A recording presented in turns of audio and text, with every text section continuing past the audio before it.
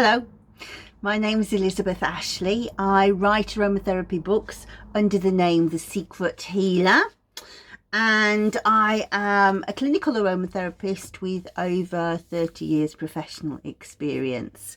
I had the great honour of being asked to review and endorse this amazing book called Working with Unusual Essential Oils by Helen Nagel.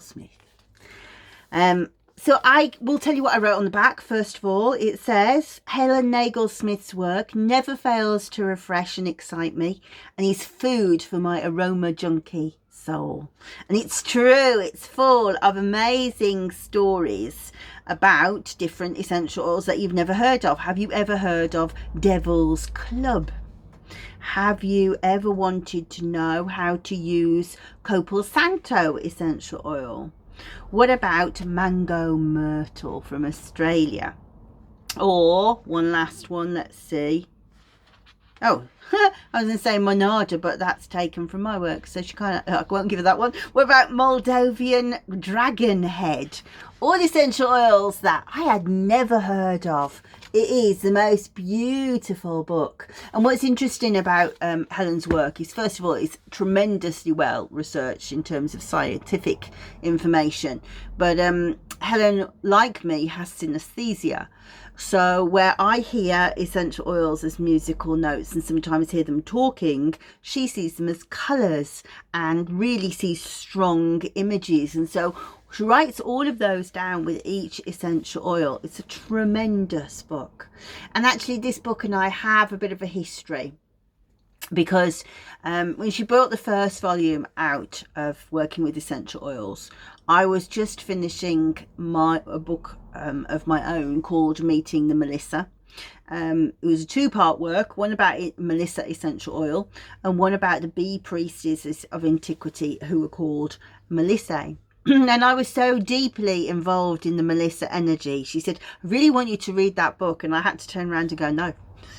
No, I cannot touch another essential oil until I finish this book. I have to get through this mayhem. And she must have thought, how very rude. But anyway, when I finally did get to it, everybody was reviewing and saying, I love this book, I love this book. And I was going, shut up, I haven't read it, shut up.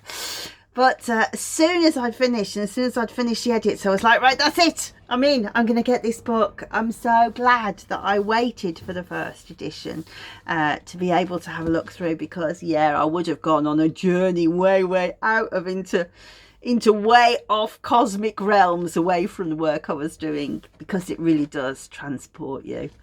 It is the most fantastic book, Hell.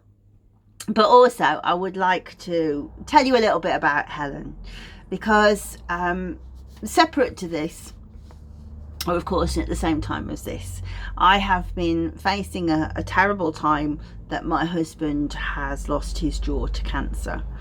And in November of 2023, when he got his diagnosis, I had to make some decisions of what work I was going to keep, what work I was going to let go of. And also I was aware that there may be times where I would not cope, would not know which essential oils to use in certain battles, but also my battle with my own emotions, looking after him.